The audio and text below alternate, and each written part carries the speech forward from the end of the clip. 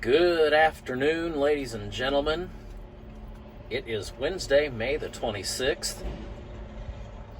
This will not be a very long video as it is addressing some folks at work and really a couple of my neighbors that I have been talking to about getting into these metals. So we will get right into the discussion right after this.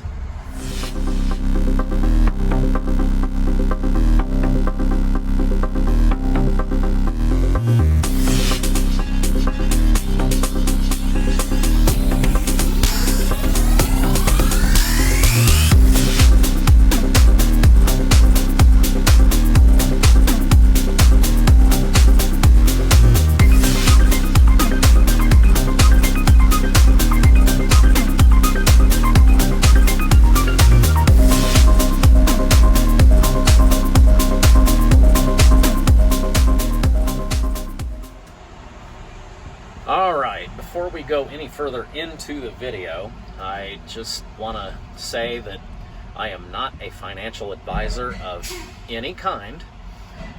Anything you hear from this channel or read in the comments section would have to be taken anecdotally or for entertainment purposes only.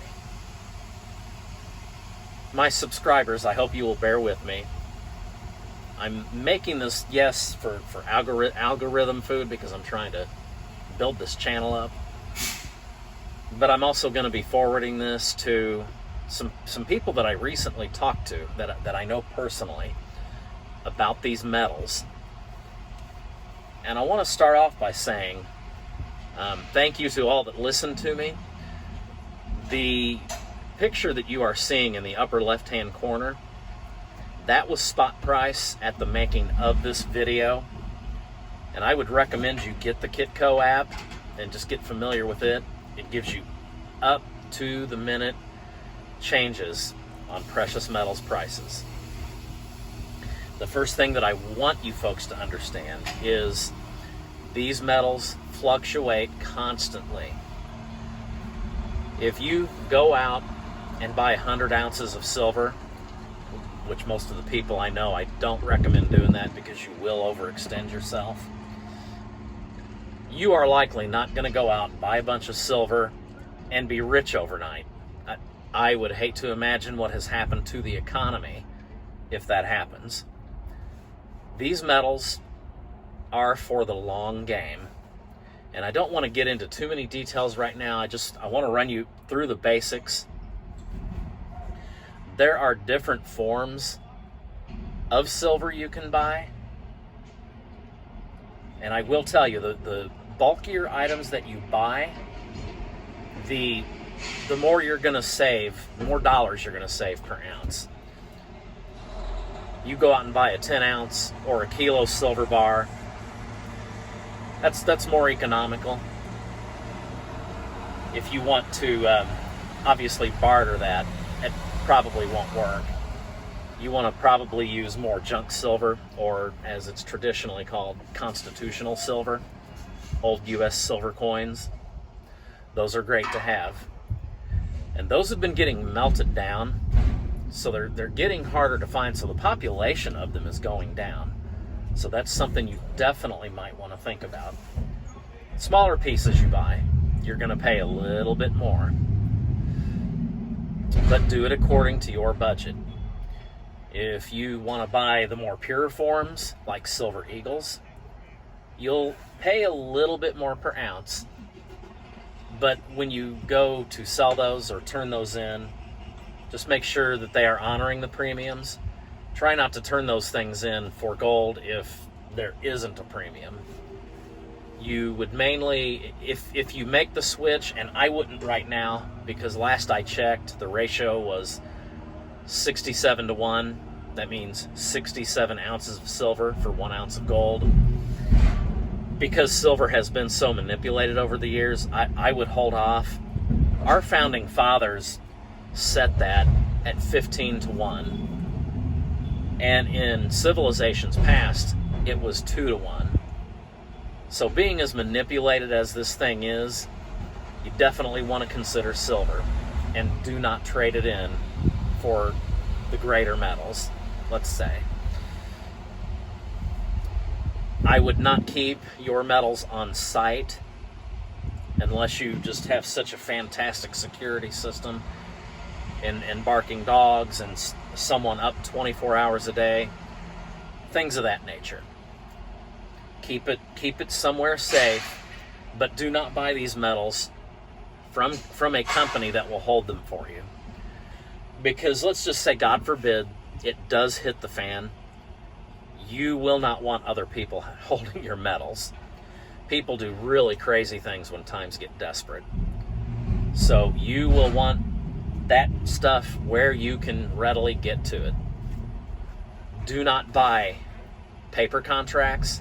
I would not recommend that, because with inflation rising, when you go to the people you've got those contracts with, if they don't have that silver on hand, they are only obligated to give you the money back that you have put into these. And if it suddenly goes south overnight, and let's say a candy bar is like $12, maybe even $30, you have really robbed yourself of a lot of money, and you were tying it up for no reason at all. You might as well have just stuffed your money under your mattress and let it depreciate. There is a common thing here, a saying in this community: if you don't hold it, you don't own it. And it's so true. Anybody can sell you a piece of paper and call it anything. So I just would not trust it. All right. When the premiums are as high as they are, especially with all the hype. Now folks, silver is really hyped up, and it gets hyped up a lot, and you get all these people on here. Oh, you got to get in now. No. It always drops without fail. And then you've got a bunch of people who bought a bunch of this expecting to make money off of it, and then they get mad and they walk away, and they end up really taking it in the shorts. So when the premiums are high the way they are, if it were me, I would buy a much smaller amount. I buy all the time just because I think the dollar sucks. I typically buy 5 ounces a week. It's up to your budget. If you have to do it like Johnny Cash and his Cadillac, do it one piece at a time. That's perfectly fine too. Even if you can only afford 3 silver 50-cent pieces a week, then do that. I would even suggest coin roll hunting. I have found over $1,000 worth of silver the past 3 years. So you may want to look into that. Sometimes your batch is good, sometimes it's all clad, other times it's somewhere in between. But it's kind of a fun, interesting thing to do too. So these are different ways you can get a hold of this silver. If you buy online, check the seller's reputation, of course. Now that's just common sense. When I have bought my silver on eBay, I have never bought more than 5 ounces at a time. And I really wouldn't buy 5 ounces right now online, just simply because of the way prices are right now. I would definitely buy from a local coin shop. Price around. The 2 guys that we have in my town, they charge a little bit more than most other guys, but they stand behind their stuff too. And now thankfully, I have been lucky enough to never get any fake silver. So due diligence, folks. I will help you. I will definitely help you. A lot of it's just common sense. Now, $5 a week for me. When the premiums and the prices drop, I will go back to 10 ounces a week. It's just, like I said, it's just doing it right. Don't overextend yourself. Don't get yourself in a situation where you're going to have to turn around right away and sell a bunch of your silver, because you will lose money. But silver is the long game. It protects your wealth. And it's a really neat thing to be into. You can talk to other stackers. You can get your things out once in a while and just observe them. It'll take your mind off of a lot of the BS that life throws our way. But anyway, I've held you too long. Appreciate your comments. Just be respectful as always. And if any of you have questions, come knock on the door. If you're not comfortable with that, you can leave a comment. I will be glad to talk to every single one of you, because in the end, it'll better your retirement chances.